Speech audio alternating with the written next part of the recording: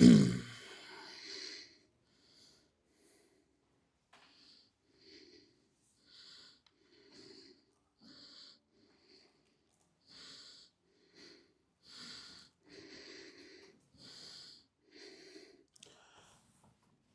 dia a todos, meus irmãos. A graça e a paz de Jesus Cristo.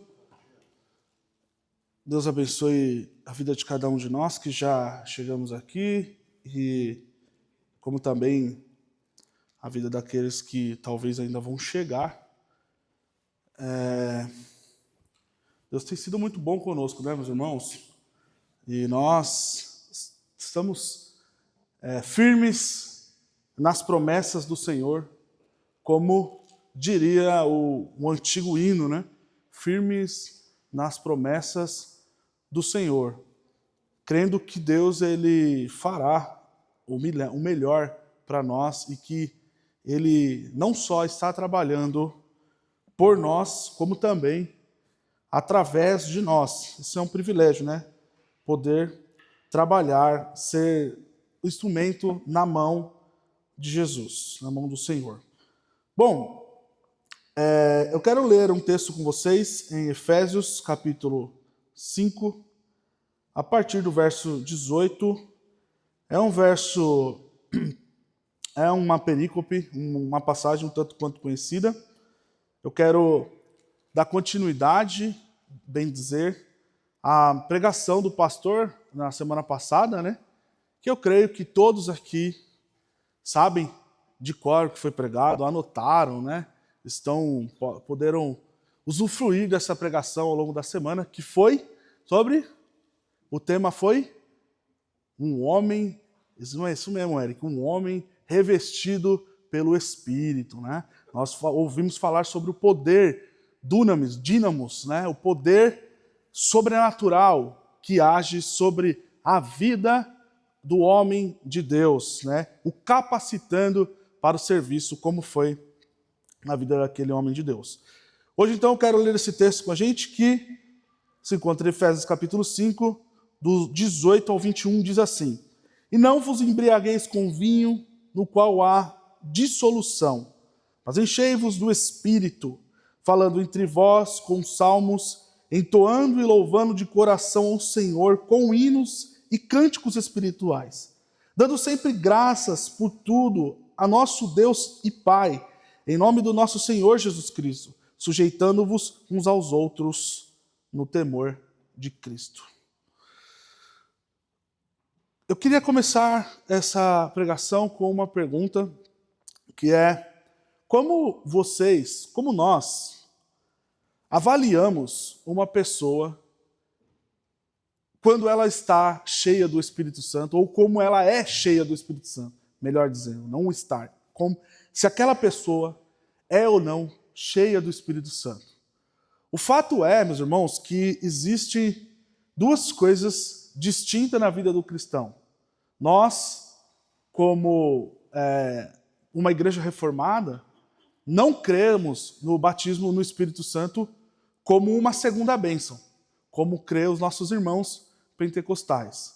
Nós cremos que o batismo com o Espírito Santo, ele acontece na regeneração ou na conversão, né? Nesse processo da salvação. E é a morada ou o habitar do Espírito Santo dentro de nós. Então todos nós, confessos Cristo Jesus como nosso Senhor e Salvador, fomos batizados com o Espírito Santo, sem distinção. Mas há uma coisa que não é uma segunda bênção, mas que é algo distinto do batismo com o Espírito Santo, da qual nós denominamos plenitude do Espírito ou enchimento do Espírito. Esse sim, de fato, é algo que alguns cristãos não deveriam, infelizmente, mas não estão plenos, completamente cheios do Espírito Santo. Além disso, ao longo da mensagem, vou me esforçar para demonstrar que o enchimento do Espírito é algo que deve ser cultivado, que deve ser buscado por nós constantemente. Então, todo dia é dia de se encher do Espírito Santo. Então esse dia é um dia muito importante, mas nós, assim como o maná, não acumulamos, né? Amanhã nós vamos buscar o enchimento com o Espírito Santo novamente. Não podemos vacilar. O próprio Cristo falou, aquele que está de pé, cuide para que não caia, né? Então a gente tem que estar constantemente fixados nessa mensagem, né, de que nós, dia após dia, diariamente precisamos buscar essa plenitude do Espírito, estarmos cheios do Espírito Santo. E aí, antes de continuar a pregação, eu gostaria de dizer que o tema da nossa pregação é as características do cristão cheio do Espírito Santo. Então hoje nós vamos falar sobre algumas características, não todas, que o texto não contempla todas. Se você vai ver ao longo do Novo Testamento, você pode ler, principalmente em Atos dos Apóstolos, você vai ver que existem outras características, mas Paulo trabalha características fundamentais na vida dos cristãos para que nós possamos considerar aquela pessoa como cheia ou não do Espírito Santo. Imagina que na pandemia, né, ficou muito famoso a questão do termômetro, né? Estourou o termômetro. Se a pessoa que trouxe o termômetro, importou o termômetro, né, deve estar gastando dinheiro até agora, né? Ficou muito famoso. Aonde você ia, tinha um termômetro. Até aqui na nossa igreja, no primeiro andar, lá no térreo, você tem, né? Não sei nem se funciona mais, mas você tem um termômetro lá. Imagina se nós tivéssemos um termômetro espiritual, né, que medisse a temperatura ou o enchimento do Espírito Santo sobre a vida dos cristãos. Quais seriam esses critérios? Como o termômetro marcaria esse enchimento ou não do Espírito Santo? É o que eu vou tentar expor para vocês aqui. Mas antes, eu só queria fazer alguns apontamentos, porque Paulo, ele vai nos chamar a atenção para uma comparação. Ele vai colocar duas coisas em oposição. Lá no verso 18 ele diz, e não vos embriagueis com vinho, no qual há dissolução, mas enchei-vos do Espírito. Ele nos chama a atenção para essa comparação entre estar cheio do Espírito e estar embriagado, cheio de vinho, cheio de álcool. O fato é que nós poderíamos gastar muito tempo só nesse versículo, daria uma pregação só sobre esse versículo, mas, para resumir, o que parece que Paulo, a comparação que Paulo está fazendo aqui é sobre o controle que essas duas, não vou chamar de coisa, obviamente, mas o controle que tanto a bebida, tanto o álcool, que aqui é representado pelo vinho, como o Espírito Santo devem e tomam sobre nossa vida. Então a comparação de Paulo é: não estejam embriagados porque o álcool toma controle sobre sua vida. Então por que é pecado se embriagar, por exemplo? A pergunta. Por que é pecado? Porque nós pecamos quando nos embriagamos. Porque o álcool, e não adianta você dizer que tem gente mais forte, gente mais fraco. Irmãos, é comprovado isso cientificamente. Você pode pôr lá, no YouTube, no Google. Nós perdemos os nossos reflexos e, em último caso, nós perdemos até mesmo controle sobre nossa vida. É comum, no outro dia de uma farra, né, pessoas não lembrarem nem o que aconteceu, não lembrarem como chegou em casa, não lembrar o que fez, e aí vídeos, né, mostrando o vexame lá que a pessoa deu. Porque o álcool tem, em última instância, o seu poder máximo de tomar o controle sobre nossa vida. Né? Dizem que, tem um ditado, né, que diz que quando a bebida ou a cachaça entra, a verdade sai. Não é? Nós temos isso, porque a gente perde o controle. Em oposição a isso, Paulo está dizendo, ao invés de vocês gastarem seu tempo sendo controlados pela bebida, que leva à devassidão. Inclusive, só um parênteses aqui, essa palavra que Paulo usa aqui, devassidão, é a mesma palavra que Jesus usou para caracterizar o filho pródigo, quando ele gasta dissolutamente tudo o que havia ganhado do seu pai. Porque no final das contas, o que essa palavra quer dizer é que o álcool causa destruição. A bebida tem a função de causar sobre o nosso corpo, sobre o nosso controle, destruição. E o contrário disso é estarmos cheios do Espírito. Então, da mesma forma que o álcool toma controle sobre nós, Paulo está dizendo, o Espírito Santo deve tomar controle sobre sua vida. Nós devemos pensar a nossa existência nesse mundo através do pensamento do Espírito Santo, do convencimento do Espírito Santo sobre nossa vida. As nossas ações, as nossas escolhas são movidas pelo Espírito Santo. Então, esse contraste está muito claro no verso 18. E aí, eu queria, antes ainda de falar sobre essas características, falar sobre alguns pontinhos importantes sobre essa palavra que Paulo, que foi traduzido como enchei-vos do Espírito Santo, que é plerol, ou aqui na conjugação plerústio, né, no grego original. Essa palavra tem algumas características peculiares para nós, para essa mensagem, que é, primeiro, ela é uma palavra que está no imperativo. Então, ser cheio do Espírito Santo para um cristão não é uma opção, é obrigação. Não cumprir imperativos bíblicos implica em pecado, automaticamente. Nós, cristãos, devemos estar constantemente cheios do Espírito Santo. É uma ordem. Segundo ponto que eu queria destacar nessa palavra é que ela está no plural.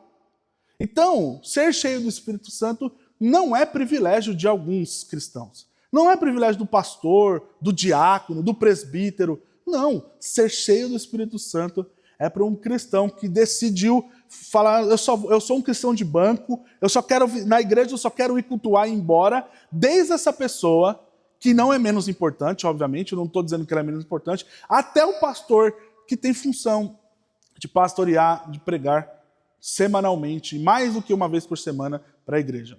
Ela está no plural, não é restrita a um grupo, é para todo cristão. Terceiro, nós falamos que é imperativo, plural, e terceiro, esse verbo está no presente. E no presente denota uma ação contínua, uma ação que deve ser feita diariamente, sempre estando sendo renovado. E por último, esse versículo, e não menos importante, esse verbo, e não menos importante, está na voz passiva, ou seja, o sujeito está sofrendo a ação, ele está sofrendo e não cometendo a ação. Isso nos diz que nós não somos capazes de nos encher do Espírito Santo. Paulo está dizendo, e a NVI traduz muito bem esse versículo, ela traduz assim, deixai-vos encher pelo Espírito Santo. Irmãos, só um parênteses, mais um parênteses. Avivamento não tem dia e hora marcada. Se você vê um cartaz aí, seja da igreja, não, mas é da igreja fulano de tal, não, mas o pregador está vindo lá dos Estados Unidos, ele vai trazer o avivamento porque ele é o avivalista. Avivamento não tem hora e data e nem local marcado. Deus faz quando quer, da maneira que é. Óbvio, ele não faz com cristãos relaxados, né? Obviamente, ele faz através de cristãos que estão o buscando. Mas não tem dia e hora marcada, porque não tem como se encher. É Deus que derrama avivamento e o enchimento sobre nós. Então, ao falarmos sobre as características do enchimento com o Espírito Santo, nós estamos assumindo uma postura de que o enchimento com o Espírito Santo é algo visível que dá para se notar na vida do cristão. Este é o ponto central da nossa pregação. O enchimento com o Espírito Santo não é algo cósmico, não é um poder, não é o Ki do Goku ou dos outros personagens do Dragon Ball. Não é o Kamehameha, não é o Hadouken do Ken, né? Do Street Fighter Hadouken, né? Faz tanto tempo que eu não jogo que eu tô até esquecendo os personagens. Irmãos, O pastor até já falou sobre isso, mas o poder do Espírito Santo, o enchimento do Espírito Santo não é, com perdão da piada atrasada, um off the king, the power, the master, né? É algo visível, é algo, são características que são notáveis na vida das pessoas. Por isso eu comecei perguntando para você, como você avalia se uma pessoa é cheia do Espírito Santo ou não? Como você diz, aquela pessoa é cheia do Espírito Santo? Será que é só por manifestação corpóreas? Ou por, porque a pessoa faz um avião, que ela roda? Ou porque ela tem visões? Inclusive, esses dias eu estava vendo um vídeo muito interessante, até mandei para os meus amigos, nós temos um grupo, somos 3 amigos da época de seminário, né? Então todas essas coisas a gente está sempre mandando um para o outro. Uma menina, pastor, dizendo sei lá o que ela é, clarividente, sei lá como eles chamam, mas ela estava dizendo que ela desenvolveu a mediunidade dela, o espírito de adivinhação que estava dentro dela, dentro da igreja. Aí ele disse, na época eles chamavam de revelação, olha só, um espírito de adivinhação como daquela menina que Paulo expulsou o demônio, que os caras ganhavam muito dinheiro em cima dela, que não era revelação futurística nem nada, espírito, demônio de adivinhação. E a menina dizendo que desenvolveu isso dentro da igreja. Eu não vou falar o nome da igreja por ética, porque esse vídeo já... Aliás, o vídeo já rodou. Eu poderia falar, mas não preciso falar aqui. Mas o fato é, o ponto, que ser cheio do Espírito Santo não está relacionado a isso. Óbvio, nós cremos no sobrenatural. Nós cremos que Deus pode fazer milagres. Nós cremos que Deus pode fazer o que Ele quiser. Ele pode fazer você se teletransportar, você pode fazer o que Ele quiser. Mas o fato é que Deus, Ele opera em nós, naquilo em que nós estamos vivendo, meus irmãos, no dia a dia, no chão da vida. Esse é o grande milagre, irmão. O milagre de nós, como seres humanos pecadores, como nós cantamos aqui, nos rendermos ao Senhor. Isso é um grande milagre que o Espírito Santo opera em nós. Então vamos falar sobre essas características. E eu destaquei aqui 3 características que são visíveis, notáveis, na vida do cristão cheio do Espírito Santo. Primeiro, um cristão cheio do Espírito Santo é alguém que está envolvido em uma vida espiritual. Olha comigo o Salmo, o verso 19. Falando entre vós com salmos, entoando e louvando de coração ao Senhor, com hinos e cânticos espirituais. Perceba, Paulo coloca a adoração tanto no nível vertical, nós para com Deus, para com Jesus. Ele diz na parte B, louvando de coração ao Senhor com hinos e cânticos espirituais. Mas ele coloca a adoração na horizontal também. A parte A ele vai dizer, falando entre vós com salmos, entoando e louvando de coração. Falando entre vós. Um autor chamado Darrell Bock, ele diz que isso que Paulo está dizendo é um ambiente. É você criar, meus irmãos, um ambiente que seja propício para o enchimento do Espírito Santo. Então eu quero perguntar para você, o que tem ocupado sua vida? O que tem sido a pauta? O que tem regido a sua vida? Se formar, Ronju, se formar, o Ronju que se formou recentemente, inclusive, irmãos, eu também me formei recentemente, Mas qual que é o objetivo, a pauta da nossa vida? Os que estão estudando para o vestibular, qual tem sido o assunto que você tem mais comentado? Eu não estou dizendo que comentar, nós estamos tendo agora o Super Mundial, ou Copa do Mundo de Clubes, está super legal. Eu estou torcendo bravamente para todos os brasileiros saírem da Copa do Mundo, Até passa às vezes um comercial. Não, porque o Palmeiras é o Brasil no Mundial. Para eles, para mim não. Eu quero que o Palmeiras perca, que o Chelsea, sei lá, pegue e dê uma sacolada. Eu quero que saia.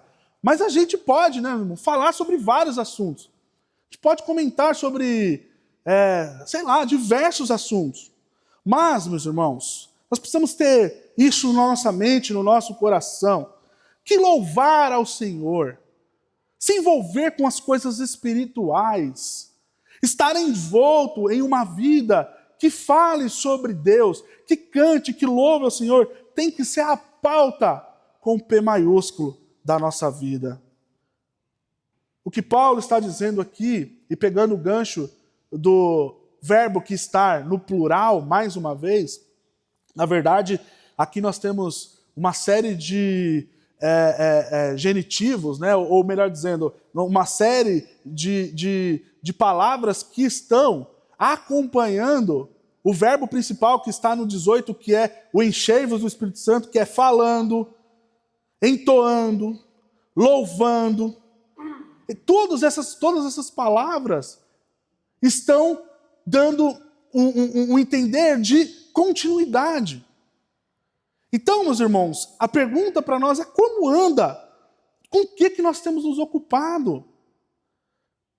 Disse e repito, nós podemos conversar e falar sobre várias coisas, mas se na sua agenda diária, meus irmãos, não tem espaço para a sua vida espiritual, nós precisamos avaliar se estamos cheios do Espírito Santo ou não. E essa adoração, ela é tanto vertical a Deus como horizontal. Por isso a importância do culto público. Então, nós temos o movimento desigrejado, né, pastor, aqui. Eles dizem que a gente pode ser cristão em casa. Nós precisamos de uma igreja. Não precisamos congregar, não precisamos de uma placa, né? Eles falam de placa. Não precisamos de um CNPJ para ser cristão. Jesus nunca falou em CNPJ. É óbvio que Jesus nunca falou em CNPJ, gente. É óbvio que Jesus não imaginava que na Rodovalho da Fonseca ia ter uma igreja. Jesus, não estou dizendo, obviamente, sobre a sua soberania, mas Jesus não falava sobre isso quando... E Paulo, ele não falava, João, quando falava da congregação, não falava, obviamente, exclusivamente sobre estar no domingo de manhã. Mas eles constantemente falavam sobre a importância, não importa o dia, é que nós fechamos um acordo aqui, um contrato social, que é domingo às 9 horas da manhã. Mas nós precisamos participar de uma comunidade, precisamos participar do culto público. Não podemos descartar e desprezar essa oportunidade que Deus nos deu de nos reunirmos aqui como igreja. Óbvio que ser igreja é várias outras coisas. A gente pode sentar e ficar o dia inteiro falando sobre o que é ser igreja. Mas obviamente, que estará incluso participar do culto público. Por isso que Paulo está dizendo, cantando e louvando entre si. Como que você vai cantar esse entre si? Não dá para você cumprir na sua casa. Não dá para você pôr o espelho lá e falar, nossa, como eu estou bonito, como eu estou bonito. Vamos louvar ao Senhor. Eu mesmo. Vamos louvar, vamos fazer uma dupla. Eu e eu mesmo. Não dá, meus irmãos. A adoração a Deus, ela é coletiva. Ela é individual, mas ela é coletiva também. Ela parte de um coletivo, da congregação. Por isso que nós precisamos avaliar. Um cristão cheio do Espírito Santo, meus irmãos, é aqueles que se envolvem em assuntos espirituais. Esses dias, o Benício chegou para mim e disse, pai,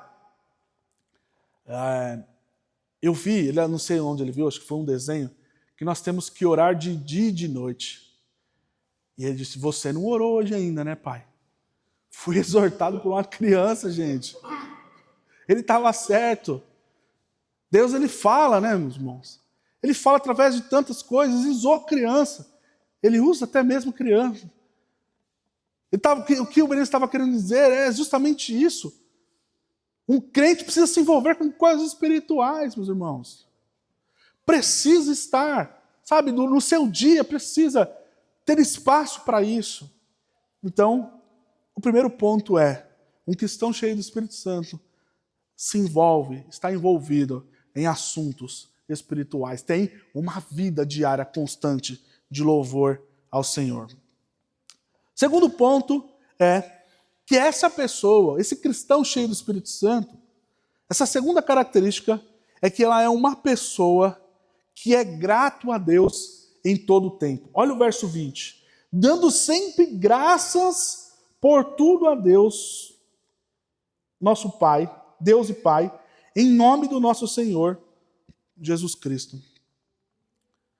Meus irmãos, a murmuração fez com que o povo de Israel, não, obviamente, não só a murmuração, teve vários outros pecados, mas um deles, talvez um dos mais graves, tirando a idolatria, foi a murmuração, que fez com que o povo ficasse rodeando aquele deserto durante 40 anos e ninguém entrou na terra prometida daquela geração que saiu do Egito.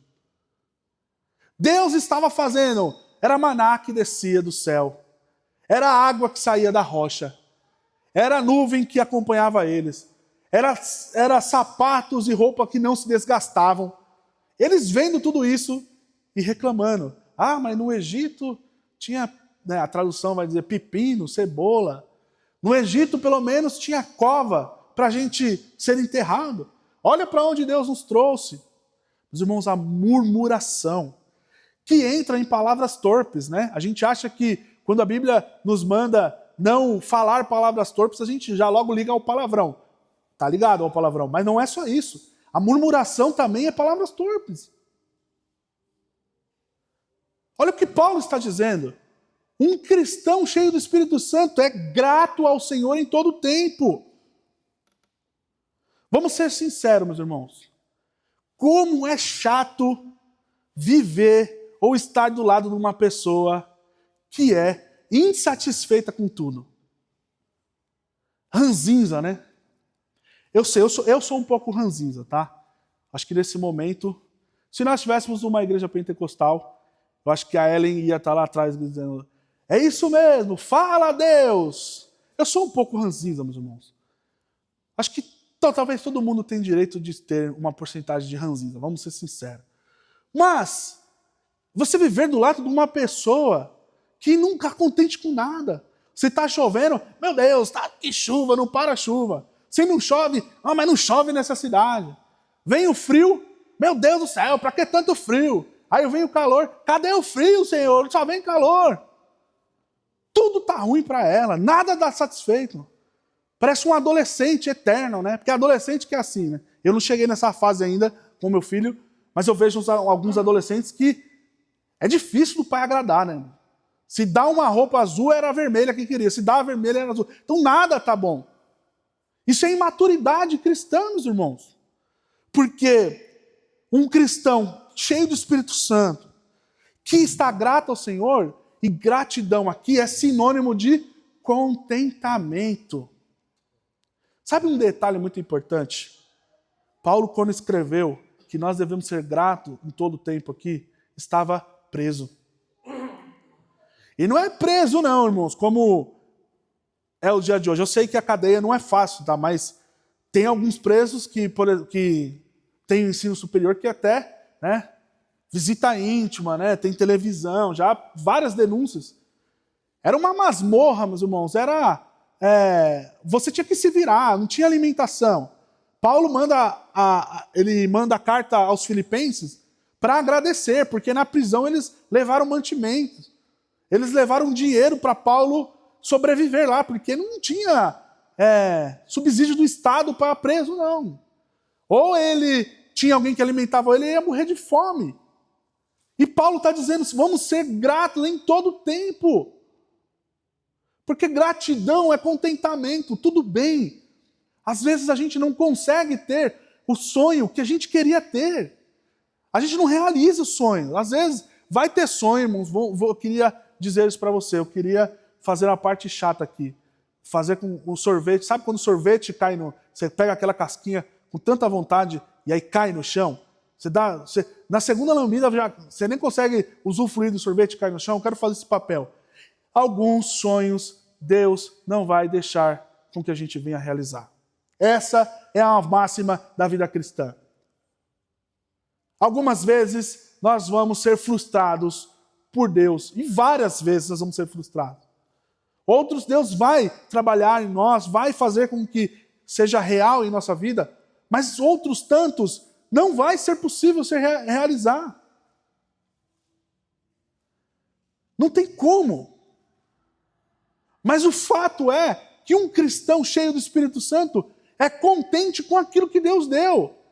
Eu não estou dizendo aqui que contentamento é passividade, tá, meus irmãos? Eu não estou dizendo que, então beleza, então vou sair do meu trabalho, vou ficar em casa porque eu tenho que ser contente, esperar aquilo que Deus me deu. Não, não é passividade. Não estou dizendo sobre omissão. Nós estamos falando sobre estar contente com aquilo que Deus nos deu. Talvez não é aquilo que nós queríamos tanto ainda, mas tenha paciência. Seja grato ao Senhor. Então, um cristão cheio do Espírito Santo, meus irmãos, é uma pessoa que é grata ao Senhor. E perceba, gratidão, contentamento, não é um drive que na maioria das vezes vem instalado no software da nossa vida. É algo que nós temos que aprender. É algo que nós temos que amadurecer.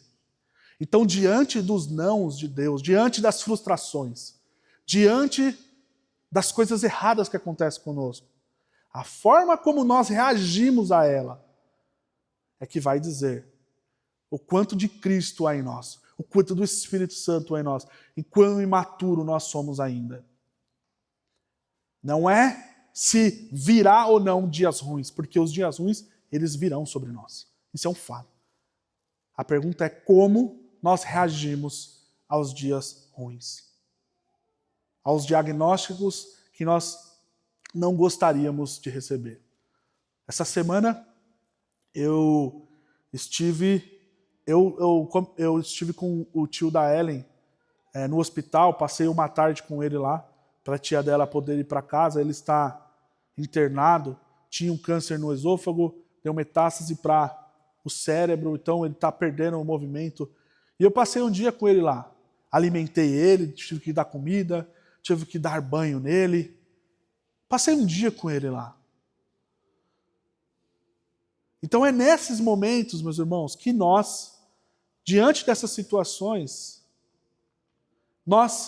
como nós respondemos? Se como adolescentes mimados, que quando não ganha o PS5 do pai, fica batendo o pé, esperneando, quando vai no shopping o pai fala, hoje não, fica dando show diante de Deus, por que Deus, por que isso? Porque eu sou o patinho feio de Deus, Deus não olha para mim, Deus não faz nada por mim, só eu, né? Parece o Asaf no Salmo 73. Deus é bom para com Israel, quanto a mim, meus pés quase se desviaram. E ele começa, chorar, e depois ele termina o Salmo, glorificando ao Senhor, porque ele entende o propósito de Deus. Então, meus irmãos, como nós respondemos aos dias ruins? Um cristão cheio do Espírito Santo é grato em todo o tempo.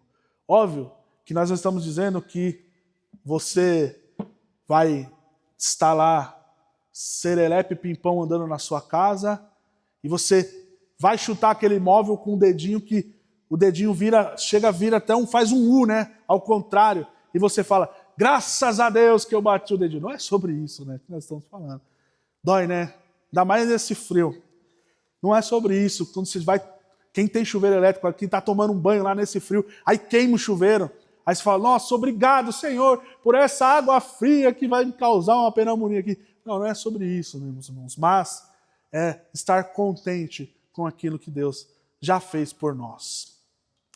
Último ponto, só recapitulando, nós então falamos que um cristão, uma primeira característica desse cristão, é alguém que está envolvido com assuntos espirituais. A sua vida tem espaço na sua vida para assuntos espirituais, sobre oração, sobre a leitura da Bíblia, sobre evangelização, sobre a preocupação em pregar o evangelho para aqueles que não conhecem ainda, entre outras coisas.